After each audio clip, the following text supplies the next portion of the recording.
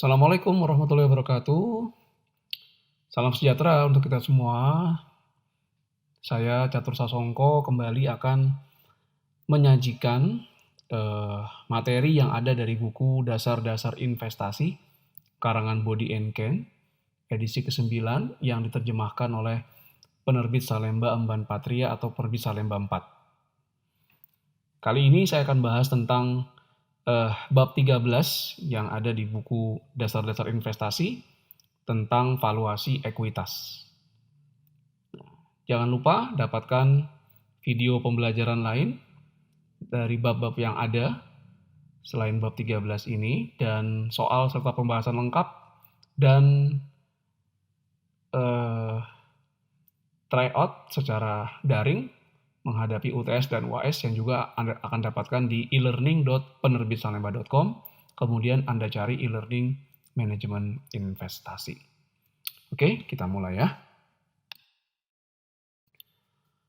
Oke, valuasi ekuitas. Jadi di chapter 12 kemarin kita mempelajari tentang analisis ekonomi dan analisis industri.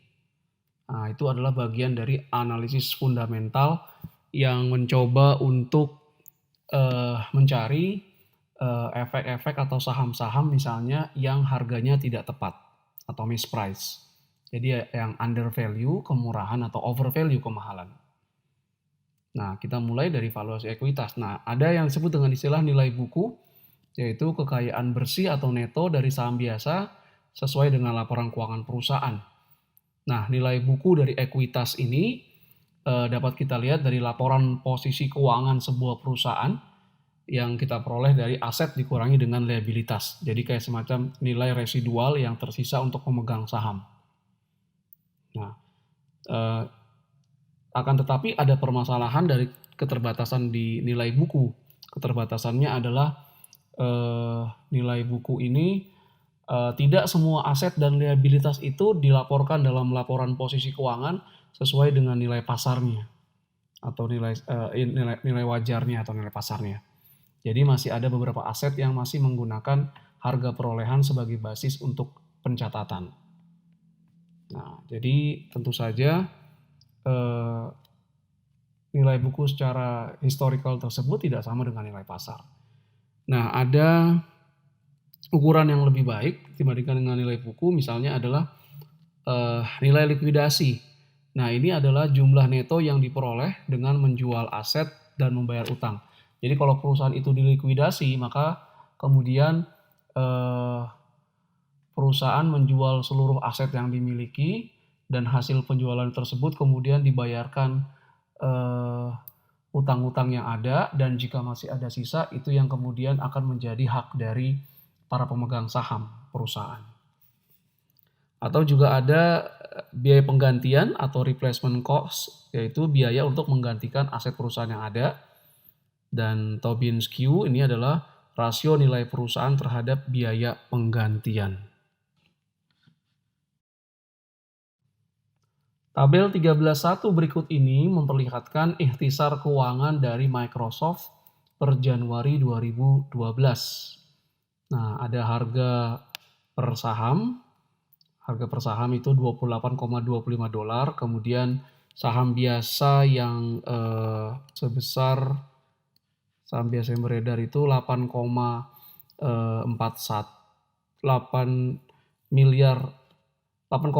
miliar lembar. Kemudian market capitalization-nya atau kapitalisasi pasar adalah harga per saham dikalikan dengan jumlah saham yang beredar. Nah, itu sekitar 237,6 miliar dolar.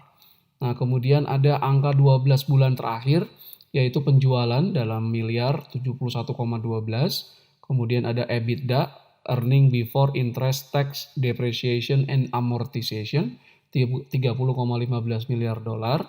Ada net income 23,48 miliar dolar, dan EPS-nya, laba per sahamnya adalah 2,75. Kemudian di valuasinya kita bandingkan antara Microsoft dengan rata-rata industri yang sama dengan Microsoft model bisnisnya. Rasio PI-nya Microsoft 10,3, lebih rendah dibandingkan dengan rata-rata industri 17,5.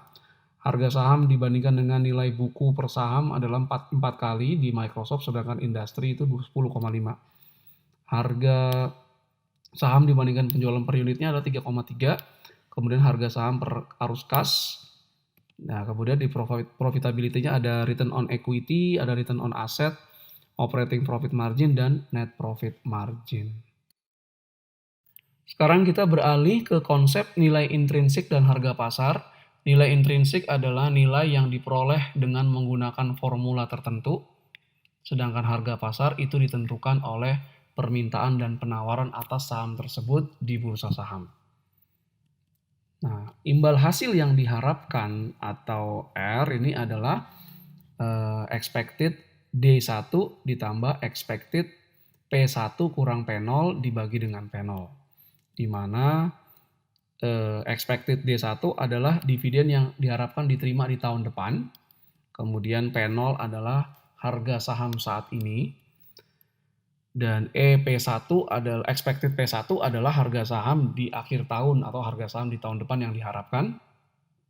Kalau kita susun ulang persamaan imbal hasil yang diharapkan, maka kita dapatkan harga saham saat ini atau P0 adalah expected D1 ditambah expected P1 dibagi 1 ditambah expected imbal hasil yang diharapkan.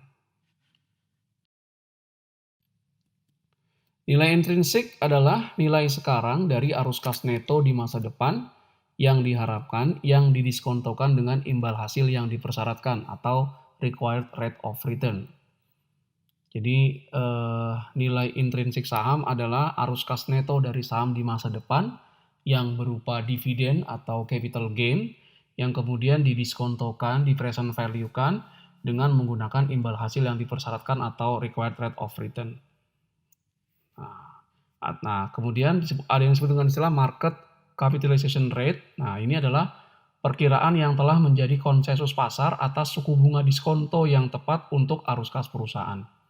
Jadi market capitalization rate ini juga dapat disamakan dengan imbal hasil yang dipersyaratkan atau K. Jadi bagaimana menghitung nilai intrinsik saham? Untuk kepemilikan selama 1 tahun, harga saham saat ini P0 atau V0 adalah expected dividen 1, dividen yang diterima di tahun depan, ditambah expected harga saham tahun depan, dibagi dengan 1 ditambah imbal hasil yang dipersyaratkan.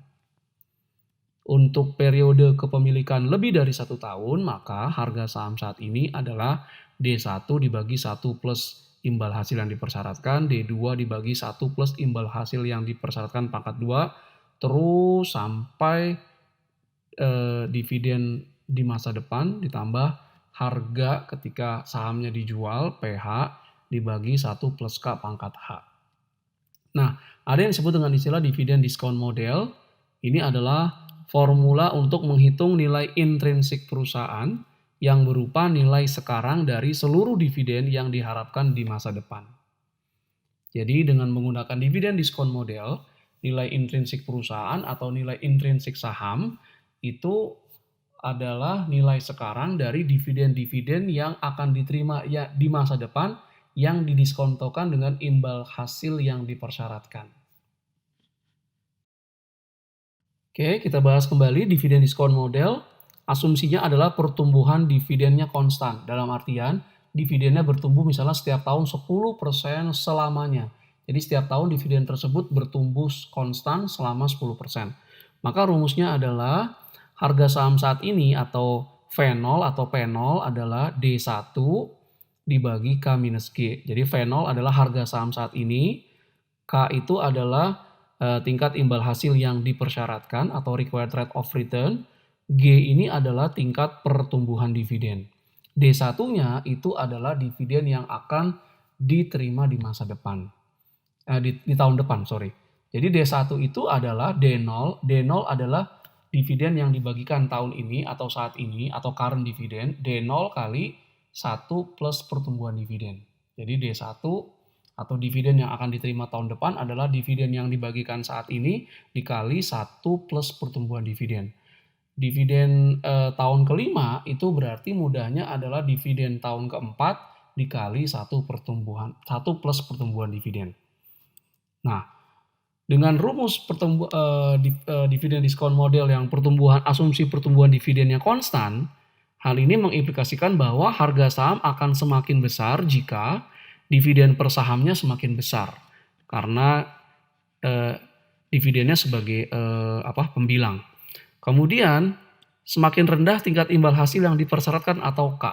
Dengan semakin rendahnya tingkat imbal hasil yang dipersyaratkan, maka K-nya semakin turun, otomatis harga saham semakin naik. Kemudian semakin besar tingkat pertumbuhan dividen yang diharapkan. Dengan semakin besar tingkat pertumbuhan dividen, maka penyebutnya ini di rumus ini akan semakin turun dan harga saham akan naik.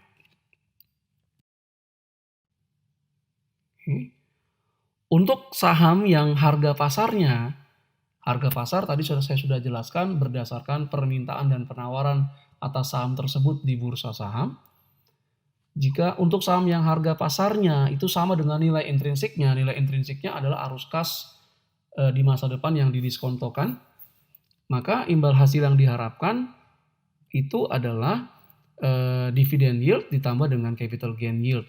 Nah, itu adalah D1 dibagi dengan P0 itu adalah dividend yield, sedangkan yang P1 kurang P0 dibagi P0 adalah capital gain yield. Jadi imbal hasil yang diharapkan atau K itu adalah D1 dibagi P0 ditambah dengan G atau growth dari dividen. Berikutnya kita masuk ke harga saham dan peluang investasi. Ada yang disebut dengan istilah dividend payout ratio atau rasio pembayaran dividen. Ini adalah persentase laba yang dibagikan sebagai dividen.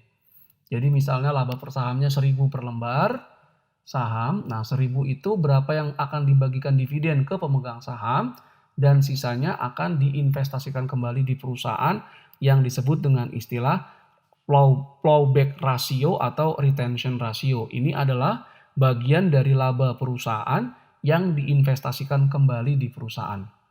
Jadi biasanya kalau perusahaan masih memiliki proyek-proyek yang memberikan net present value yang positif, maka laba yang diperoleh itu tidak semuanya dibagikan sebagai dividen, tapi digunakan untuk pertama kali membiayai proyek-proyek tersebut. Setelah ada sisanya, baru kemudian itu yang dibagikan sebagai dividen ke pemegang saham. Nah, nilai sekarang dari peluang pertumbuhan atau present value growth opportunity adalah harga saham sama dengan nilai tanpa pertumbuhan per saham ditambah nilai sekarang dari peluang pertumbuhan. Atau harga saham saat ini adalah laba per saham tahun depan E1 dibagi imbal hasil yang dipersyaratkan ditambah nilai sekarang dari peluang pertumbuhan atau PVGO.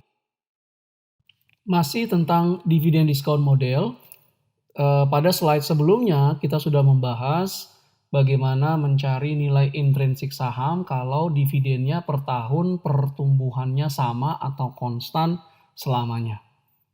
Nah, ini ada lagi model pertumbuhan dividen bertahap.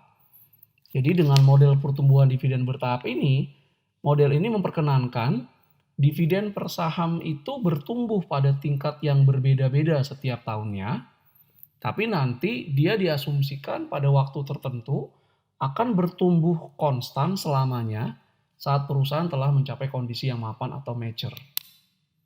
Jadi misalnya ketika pertumbuhan perusahaan di awal baru-baru beroperasi pertumbuhannya besar, mungkin dividennya bertumbuhnya tidak sama, bisa 10%, kemudian 12%, kemudian 15%.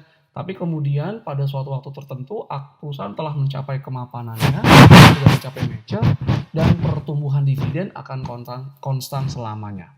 Nah, itu adalah asumsi dari model pertumbuhan dividen bertahap. Berikutnya kita membahas tentang price earning ratio. Jadi price earning ratio dan peluang pertumbuhan. Nah, price earning multiple adalah rasio harga saham terhadap laba per saham. Jadi kalau misalnya eh, laba per sahamnya 100, kemudian harga sahamnya itu 1000, maka price earning ratio-nya adalah 1000 dibagi dengan 100. Berarti price earning multiple-nya 10 kali. Jadi harga sahamnya 10 kali laba per saham perusahaan. Nah, apa faktor-faktor yang menentukan rasio atau price earning ratio? Nah, ini faktornya adalah jadi P0 dibagi dengan E1 ini adalah price earning ratio itu sama dengan 1 dibagi K imbal hasil yang dipersyaratkan, kemudian dikali ini PVGO adalah nilai sekarang dari peluang pertumbuhan dibagi dengan E1 adalah earning per share tahun depan atau laba per saham tahun depan dibagi dengan imbal hasil yang dipersyaratkan. Rasio PI untuk perusahaan yang bertumbuh dalam jangka panjang pada tingkat berkelanjutan. Nah, inilah price earning ratio untuk perusahaan yang bertumbuh dalam jangka panjang pada tingkat berkelanjutan atau sustainable growth rate. Jadi PI adalah 1 minus B. B ini adalah plowback rasio, berapa dari laba perusahaan yang diinvestasikan kembali di perusahaan, atau plowback rasio atau B ini adalah 1 minus dividen payout ratio. Jadi 1 minus plowback rasio dibagi dengan imbal hasil yang dipersyaratkan dikurangi return on equity kali plowback ratio atau retention ratio. Nah, rasio PEG adalah rasio PI terhadap tingkat pertumbuhan laba. Rasio PI dan harga saham. Jadi kalau kita lihat di sini, ini adalah price earning ratio, P dibagi dengan E, itu adalah 1 minus B, plowback ratio atau retention ratio, dibagi imbal hasil yang dipersyaratkan dikurangi pertumbuhan dividen atau growth. Semakin beresiko sebuah saham, maka rasio PI-nya semakin rendah. Kenapa? Karena semakin beresiko sebuah saham, K-nya atau imbal hasil yang dipersyaratkan yang sebagai penyebut, K-nya itu naik, maka otomatis PI-nya akan turun. Dan semakin tinggi tingkat imbal hasil yang dipersyaratkan atau K juga, maka semakin rendah PI-nya. Nah, ini ada semacam jebakan atau perangkap dalam analisis PI. Jadi dengan rasio PI mudahnya adalah kita hanya memperkirakan berapa laba per saham atau earning per share perusahaan yang kita analisis di tahun depan, itu kemudian kita kalikan dengan rasio PI-nya. Itu dapatlah harga saham. Nah, cuman masalahnya di sini ada semacam jebakan dalam analisis PI. Pertama adalah adanya earning management, kemungkinan earning management di perusahaan, yaitu praktik menggunakan fleksibilitas dalam aturan-aturan akuntansi atau prinsip akuntansi untuk meningkatkan profitabilitas perusahaan. Jadi kalau terjadi praktek earning management, mungkin laba per sahamnya atau earning per share yang dilaporkan itu lebih tinggi daripada yang seharusnya atau yang ada pada kondisi yang sebenarnya. Kemudian juga ada banyak diskresi yang dilakukan dalam mengelola laba. Nah, jadi karena laba itu diperoleh dengan penerapkan metode-metode atau prinsip-prinsip akuntansi, dan itu ada fleksibilitas manajemen untuk memilih, misalnya apakah dia akan memilih penyusutan dengan garis lurus atau double declining. Dan kemudian juga banyak diskresi yang dilakukan dalam mengelola laba. Jadi kalau laba per saham yang dilaporkan itu tidak tepat, maka nanti dengan dikalikan dengan rasio PI akan mendapatkan harga saham yang juga tidak tepat. Gambar 13.6 berikut ini memperlihatkan rasio PI di Amerika Serikat ya. Jadi kalau kita lihat yang paling tinggi adalah biotech. Nah, ini terkait dengan prospek perusahaan di masa depan. Bioteknologi mungkin akan menjadi industri yang akan pesat pertumbuhannya, makanya PI-nya dia tinggi. Nah, oil and gas sudah PI rasio sudah lebih rendah, prospeknya juga sudah lebih rendah.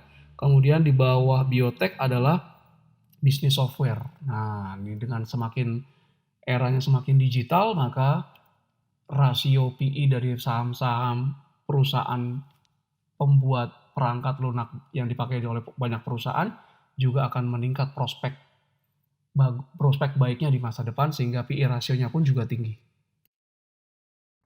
Rasio-rasio valuasi komparatif lainnya selain price earning ratio adalah price to book ratio. Ini adalah rasio harga saham per lembar dibagi dengan nilai buku per saham. Menjadi salah satu indikator juga seberapa agresifnya pasar menilai perusahaan. Jadi berapa kali pasar mau membeli nilai buku per saham perusahaan. Kemudian ada price to cash flow ratio. Nah, ini harga saham dibagi dengan salah satunya adalah arus kas dari operasi per saham. Nah, kalau laba itu banyak dipengaruhi oleh earning management tadi dan diskresi dalam pengelolaan laba, maka price to cash flow ini menggunakan arus kas sebagai pembandingnya. Nah, arus kas ini lebih sedikit dipengaruhi oleh keputusan akuntansi dibandingkan dengan laba. Nah, kemudian juga ada price to sales ratio. Nah, ini harga saham dibandingkan dengan penjualan dibagi dengan jumlah lembar saham yang beredar. Nah, ini dapat digunakan untuk perusahaan-perusahaan rintisan atau startup yang belum memiliki laba. Jadi perusahaan-perusahaan yang startup itu memang lebih banyak keluar biaya operasionalnya untuk investasi dan segala macam. Sedangkan penjualan beban promosinya juga luar biasa besar, sedangkan pendapatan atau penjualannya mungkin masih sedikit. Jadi dari sisi laba dia sudah masih negatif, tapi tetap ada pendapatan atau penjualan. Nah, ini price to sales bisa digunakan. Berikutnya adalah pendekatan valuasi dengan menggunakan free cash flow. Nah, ya, jadi free cash flow. Jadi yang di present value kan adalah free cash flow-nya. Nah, ada yang disebut dengan istilah free cash flow for firm atau FCFF. Nah, ini adalah rumusnya earning before interest and tax dikali 1 minus tax rate-nya, kemudian ditambah penyusutan, dikurangi belanja modal, dikurangi kenaikan dalam modal kerja neto. Nah, ada yang disebut juga dengan istilah free cash flow to equity holder. Jadi ini free cash flow-nya untuk pemegang saham. Nah, ini rumusnya free cash flow to equity adalah free cash flow for firm FCFF dikurangi beban bunga kali 1 minus tarif pajak atau tax rate ditambah kenaikan dalam utang neto. Nah, kemudian dengan free cash flow harus memperkirakan terminal value. Nah, ini bisa menggunakan model pertumbuhan dividen konstan. Jadi nilai perusahaannya itu adalah 1 plus free cash flow setiap tahun dibagi dengan 1 plus weighted average cost of capital. Nah, ingat kembali bagaimana mencari weighted average cost of capital. Ini pangkat T ditambah PT-nya ini adalah nilai terminal value dibagi 1 plus WACC atau WACC pangkat T. Nah, terminal value-nya itu PT-nya adalah free cash flow di tahun ketika free cash flow-nya sudah pertumbuhan konstan dibagi dengan weighted average cost of capital dikurangi growth. Nah, nilai pasar ekuitas itu adalah free cash flow to equity holder dibagi dengan 1 plus required rate of return, cost of equity, sorry. Jadi KE itu adalah cost of equity. Nah, tadi free cash flow dibaginya dengan 1 plus WACC. WACC itu adalah weighted average cost of capital. Ada komponen cost of debt, ada komponen cost of equity. Sedangkan kalau kita mencari nilai pasar ekuitas dengan free cash flow to equity, maka pembaginya bukan lagi WACC tapi 1 plus cost of equity atau KE. Ditambah nilai terminal value-nya juga. Nah, terminal value-nya sama, itu cuman perbedaannya kalau tadi dengan free cash flow for firm ini bukan cost of equity tapi WACC. Nah, sedangkan kalau kita menggunakan FCFE atau free cash flow for equity, nah itu menggunakan cost of equity atau KE.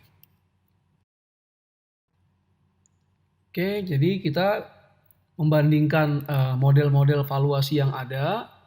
Nah, ini model valuasinya berbeda-beda dalam praktek. Nah, ini perbedaannya terkait dari penyederhanaan dari asumsi-asumsi yang digunakan dalam model-model tersebut. Nah, permasalahan dengan discounted cash flow atau arus kas terdiskonto adalah perkiraan-perkiraan pada discounted cash flow ini tidak selalu tepat. Nah, ini para investor menggunakan hierarki valuasi, jadi real estate, pabrik, peralatan, kemudian laba ekonomi pada aset yang ada dan peluang-peluang pertumbuhan. Dengan demikian berakhir sudah materi tentang valuasi ekuitas di bab 13 dari buku Dasar-Dasar Investasi karangan Bodi dan Kane edisi 9 yang diterbitkan oleh penerbit Salemba Emban Patria. Jangan lupa untuk mengunjungi e-learning.penerbitsalemba.com, cari e-learning manajemen investasi, dapatkan video-video pembelajaran lainnya, kemudian soal dan pembahasan lengkapnya setiap bab yang ada, dan persiapan menghadapi ujian tengah semester dan ujian akhir semester dalam bentuk e-tryout. Ada soal-soal yang Anda bisa kerjakan dan nanti juga ada pembahasan lengkapnya. Terima kasih atas segala perhatiannya. Mohon maaf jika ada berbagai kekurangan. Assalamualaikum warahmatullahi wabarakatuh. Salam sejahtera untuk kita semua.